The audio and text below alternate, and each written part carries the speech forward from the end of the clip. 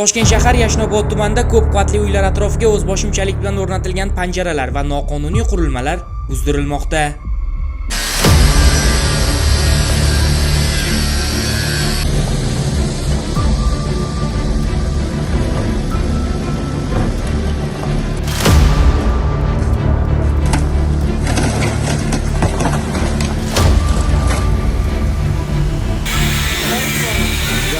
Hududdagi mulkdorlar tomonidan ko'p qavatli uylarning o'zboshimchalik bilan egallab olingan umumiy foydalanishdagi joylari. Shu bilan birga ushbu joyga qurilgan noqonuniy qurilmalar inspeksiya xodimlari tomonidan berilgan yozma ko'rsatmalarga asosan mulkdorlar tomonidan o'z ixtiyori asosida bartaraf etilmoqda.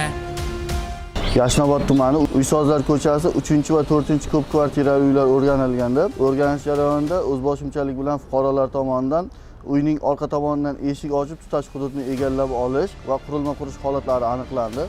Berilgan yozma ko'rsatma va tushuntirishlar natijasida mulkdorlar tomonidan bugungi kunda ixtiyoriy ravishda noqonuniy qurilmalar bartaraf etilmoqda.